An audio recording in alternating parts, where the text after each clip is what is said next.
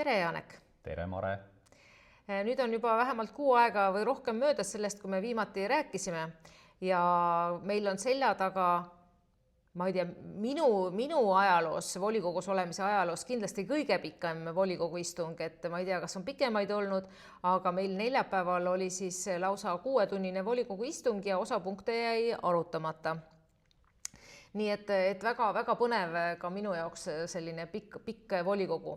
Aga seal oli päris olulisi punkte, mida me tahaks sinuga täna arutada ja tegelikult linnaelanikega ka jagada.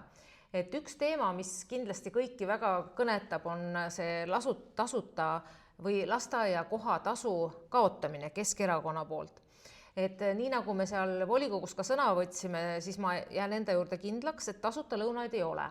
Et kindlasti meil ei ole kellelgi selle vastu, et tegelikult ei pea lapsevanemad maksma lasteaia kohatasu. Et kindlasti see leevendab perede rahakotti, aga kui nüüd hakata tegelikult päriselt ka arutama, et kui palju ta siis leevendab. Sellepärast, et ainult kohatasu see on kuskil kuni 50 eurot, pigem 40+ eurot, millest me praegu räägime kuus, aga söögitasu tuleb ikka maksta, ehk see ei tähenda, et lasteaias käimine on lastele tasuta.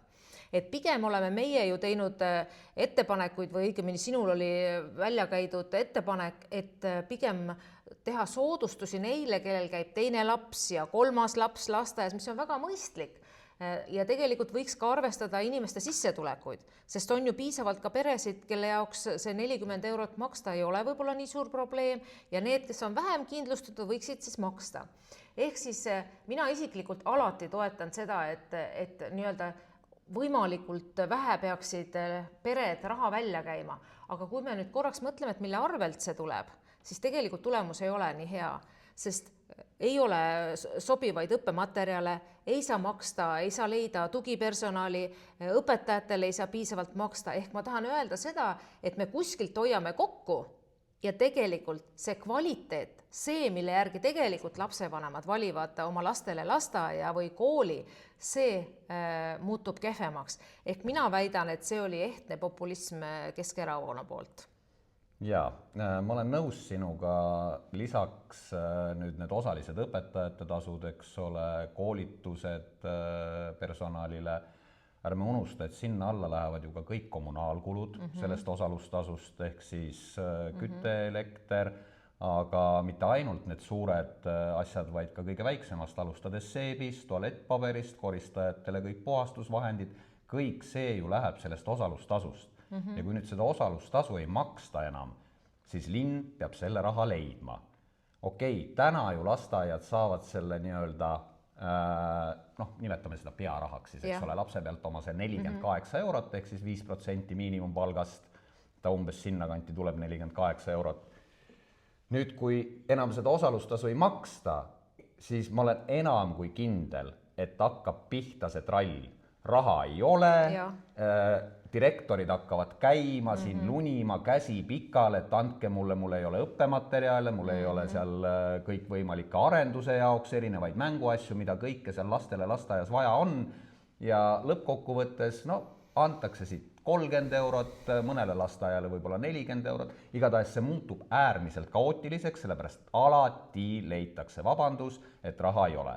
Või siis, kui seda hakatakse täies ulatuses maksma, see koormus linnale on umbes 500,000 kuni 600,000 kanti aastas ja ärme unusta, et me ju doteerime veel eralasteaeda 600,000 euroga aastas, ehk siis see on tohutud summad, mis siis läheb meil nende lasteaedade ülalpidamiseks ja lõppkokkuvõttes, nagu sa ütlesid, kannatab kvaliteet. Täpselt. Ja mitte midagi head see ei too.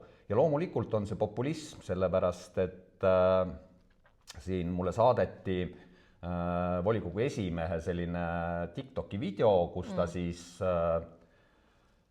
väidab, et tegemist ei ole populismiga, et populism on hoopis see, et kui midagi lubatakse, aga seda ei tehta, paistab, et volikogu esimees ühiskonnaõpetuse tundides ei ole käinud, tegelikult on populism täpselt samasugune poliitiline ideoloogia nagu kõik teised poliitilised ideoloogiad, olgu ta liberalism, konservatism, mida iganes, ja see ongi Keskerakonnale omane, ehk siis mis asi on populism?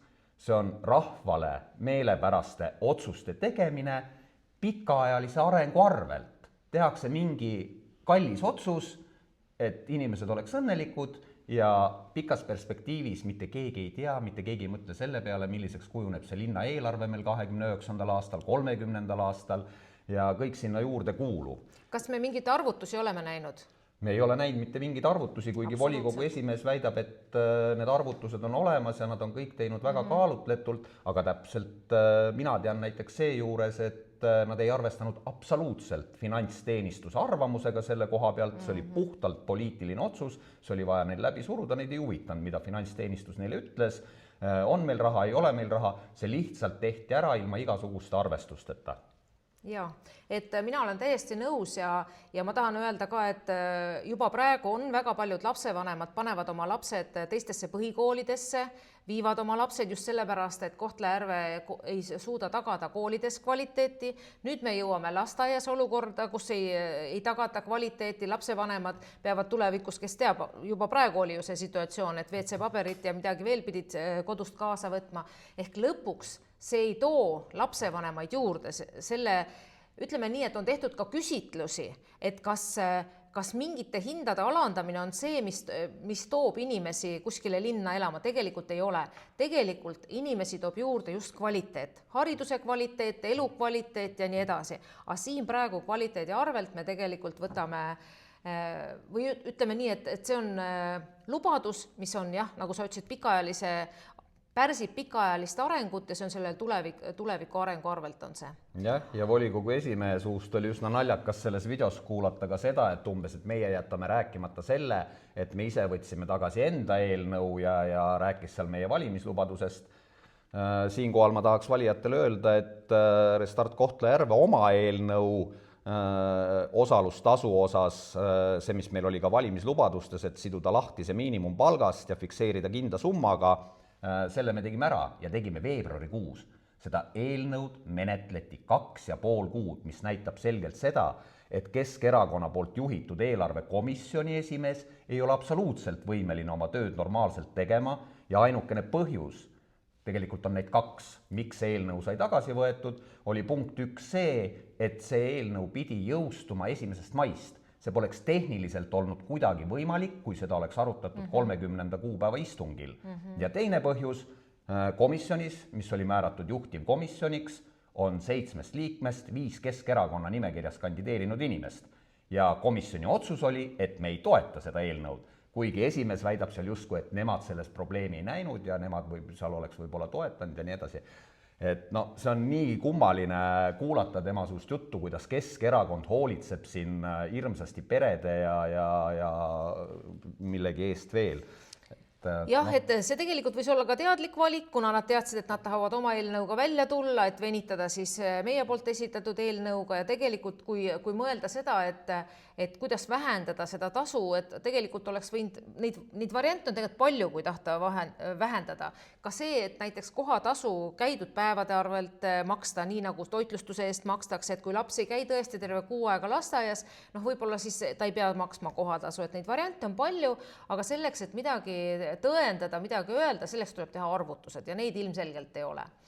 Aga samas ma saan aru, et meil oli seal ka väga, tahad sa siia midagi lisada? Jaa, see on selline teema, et ma ikkagi, mulle ei anna rahu see video, kus volikogu esimees üritab siis kuidagi seda näidata selles valguses, et need saadikud, kes siis hääletasid selle vastu, üritavad ennast kuidagi õigustada. Et meie peamegi oma valijatele selgitama, miks me hääletasime vastu ja see on täiesti normaalne ja see ei ole mitte kuidagi õigustamine. Meil ei ole vaja ennast õigustada, meie valijad ei andnud mandaati tasuta lasteaeda teha, meile anti mandaat selleks, et siduda lahti see miinimumpalgast, nagu ma ütlesin, see ainuüksi juba sellepärast, et sellega esiteks venitati nii pikalt, teiseks tulid nad kohe peale seda, kui meie olime omapoolse eelnõu esitanud, tulid nemad siis märtsis välja selle oma tasuta lasteaia kohaga, kuigi kuluaarides oli jutt, et nad tulevad sellega alles sügisel välja. Aga see selleks, et ainukene asi võib-olla, mille puhul tasuksin võib-olla ikkagi Keskerakondaga natukene kiita, ei pea ju kogu aeg laitma, on see, et poliittehnoloogiliselt on siin kõik väga korrektne. ehk siis Keskerakond saab väga hästi aru, et valimisvõit, mis neile nendel valimistel tuli puhtalt sellest, et valimisaktiivsus oli kõrgem kui varasemad vähemalt 3 valimised Kohtla-Järve linnas on olnud ja seda kõik tänu sellele, et hallipassi omanikud ei hakanud protestima, vaid tulid, et viimast korda siis nii-öelda hääletada, kuna see võimalus neil 29. aastast ära kaob. Ja nad saavad väga selgelt aru, et pikka pidu neil ei ole, nende valijate hulk väheneb veelgi ja eelnõu on ju ajastatud niimoodi, et ta järk-järguliselt muutub nii-öelda ja just nimelt 29. aasta 1. septembrist ehk siis 1,5 kuud enne valimisi kenasti saavad nad välja tulla sellega, kui tublid ja ilusad nad on ja keegi ei saa ju neile ka mitte midagi öelda, sest tulemust, kas muutub kehvemaks või ei saa ju keegi veel näha, sellepärast et kui ta alles 1. septembrist 29, eks ole, tasuta muutub, aga noh, eks siis ole näha. No mina siiski usun, et meie linnaelanikud, lapsevanemad, vanavanemad on piisavalt targad ja saavad aru, et sellised populistlikud käigud tegelikult ei anna tulemust. Aga lähme võib-olla mõne teise teema juurde, kus linnavalitsuse nii-öelda kõrgete ametnike sõidukilomeeter maksab tunduvalt rohkem kui tavaliste ametnike sõidukilomeeter, et mina olen küll hariduselt matemaatikaga, minu mõte seda nagu, et ei kuidagi ei suuda vastu võtta, et ma ei tea, kas meil sinuga kilomeeter maksab ühepalju või maksab kellelgi rohkem ja kellelgi vähem. No ma ei tea, ma usun, et kilomeeter maksab ikkagi ühepalju, aga nagu ma ka volikogu istungil ütlesin, et tõesti jääb mulje, et tavalised linnavalitsuse ametnikud ja ka hallatavate asutuste juhid, kellele see sõidukompensatsioon ette on nähtud ja kes saavad siis 0,3 eurot kilomeetri kohta, et nemad käivad siis vanaviisi kuskil autopargis rekkajuhtidelt kanistrist seda kütust ostmas ja vaesed. Ehk see on nali, ma igaks juhuks ütlen, et tegelikult ei käi keegi. Aga see nali naljaks, aga selline mulje tõesti jääb, et ainult siis linnavalitsuse liikmed käivad siis kõige kallimates tanklates ja tangivad ja et ehk jutt käib sellest, et linnavalitsus taotles, et linnavalitsuse liikmetel oleks kilomeetritasu kompensatsioon, sõidukilomeetri kompensatsioon 50 senti kilomeeter ja siiamaani oli neil siis 30 senti kilomeetrit, igal juhul väiksem. Ja see kõik näitab ju omakorda seda, eks ole, see tasuta lasteaed, see kilomeetri hinna, eks ole, tõstmine neile just, kui neil on neid oma sõiduautoga ametisõite nii palju, näitab seda, et noh, kuidas on siis see rõhuasetus langenud, eks ole, et kui meie pakkusime, eks ole, eelarve muudatusena 20 000 eurot seal jalgpalli sisehalli projekteerimiseks või 50 000 noortespordi toetuseks täiendavat lisaraha, siis öeldi, et raha ei ole mitte kuskilt võtta. Nüüd niuhti tasuta lasteaed, nendel tõstame siin kilomeetri hinda, eks ole, las sõidavad.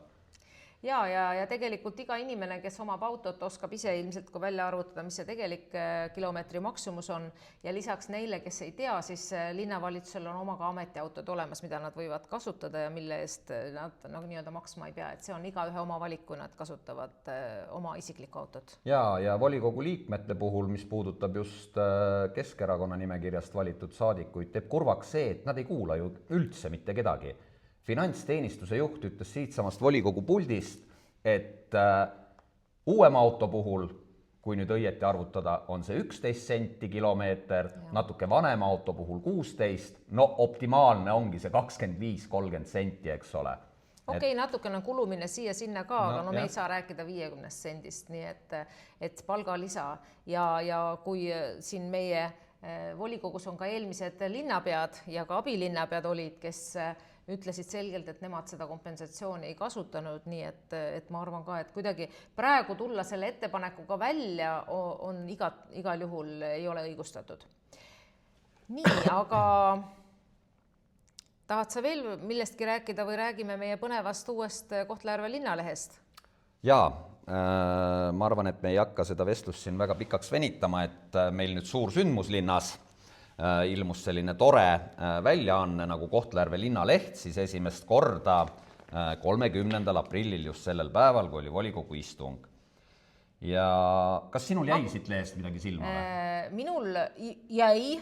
Minul kohe hakkas, ma tahan sellest rääkida, aga ma pigem tahaksin rääkida sellest, et mis on tegelikult, ühest küljest on muidugi väga hea, kui on selline linnaleht, kus jagatakse infot linnaelanikele on see tasuta kättesaadav, loodetavasti kõik on sellega saanud, kes on tahtnud, aga küsimus on see, et mis on selle ajalehe eesmärk. Kas see on lihtsalt, et jagada informatiivne väljaanne või ta on tegemist linnavalitsuse kommunikatsioonikanaliga. Ehk tegelikult linnaleht peaks kajastama lisaks positiivsele infole ka alternatiivseid võimalusi, erinevaid variante, erinevaid osapooli kajastama, et minule jäi küll mulje, et tegelikult tegemist on sellise, ühesõnaga, kui seda lehte lugeda, siis me saame teada, et Kohtla-Järve on ilmselt Eestis kindlasti kõige parem ja kõige suurema arenguperspektiiviga linn, kus on kõik võimalik. Ma väga tahaks, et see nii oleks, ma ise olen Kohtla-Järve patrioot, aga tegelikult ta ei anna nagu adekvaatset infot. Siin tuleks rääkida ka väga konkreetsetest plaanidest, kitsaskohtadest ja nii edasi. Ja see, kuidas me ei luba ettevõtteid enda tööstusparki, takistame investeeringuid linna ja nii edasi, see võiks kõik siin kirjas kenasti olla. Võinud selle ettepaneku ka volikogu liikmetele teha, et kas ka volikogu liikmed tahavad informatsiooni siin jagada, et ma ei tea, et minul oleks keegi selle ettepaneku teinud. No volikogu liikmete puhul muutub see ikkagi poliitilisemaks veel, kui see leht praegult on, sellepärast, et kui me juba täna siin näeme linnapead ja kõiki abilinnapeasid igal leheküljel, et siis ta on niigi juba selliseks Keskerakonna ruuporiks muutunud. Aga siis oma valdkonna spetsialistidele, oma valdkonna peaksidki ametnikud siin kirjutama oma igapäevatööst ja siis võibki ka nende fotosid siia panna, sellepärast et poliitikute fotosid, aga ma tuletan meelde, et linnapea ja abilinnapead on poliitilised persoonid meie linnas, kes on siis määratud oma kohtadele. Jah, kui ametnikud kirjutaksid, siis oleks nagu teistmoodi see asi. Mina tahaks teada näiteks, missugused projektid on töös, mis nagu sellist päris reaalselt tulemas on sellist tõsistest või mitte tõsistest, vaid reaalsetest asjadest kuulda. Aga kui sa küsisid, kas mind nagu kõnetas, et mind kõnetas küll, et ma korraks, kus see on, mul on siin ees lahti, mind kõnetas see 5 tärni hotell, et see on selge info või kommunikatsioon, mis tegelikkuses ei vasta tegelikkusele, sest see lubab väga suurt investeeringut. Samas, kui me loeme seda artiklit, siis pole ühtegi seda investeeringut kinnitavat väidet, ühtegi arvutust, räägitakse lammutamisest ja me teame, et tegelikult Põhjarannikus on juba ka sellest lammutamisest kirjutatud, et see on juba seiskunud. Ehk see projekt tegelikult ei ole midagi, mille üle väga uhke olla, vaid pigem see ei liigu siin esimesestki etapist edasi.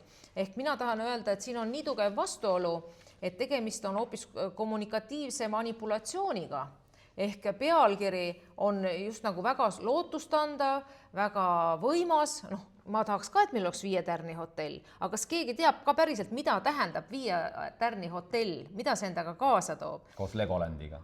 Koos Legolandiga, jah. Ja kus on need summad, mis selle jaoks on broneeritud või on mingi projekt või mingi konkreetne viide? Ehk tegelikult sellist tühisõnalisust mina siin lehes küll näha ei tahaks linnaelanikuna. Jaa, et ma ei taha nüüd väga kriitiline olla, aga näiteks linn haljastab tänavaid ja parke. See on tore uudis muidugi, aga suure tõenäosusega iga linnaelanik näeb seda ka oma silmaga. Aga samas ei ole siin mitte sõnagi selles lehes selle kohta, et meie noortekeskus planeerib linnalaagrit lastele. Just, mis on väga oluline. Absoluutselt puudub info selle kohta. Jah.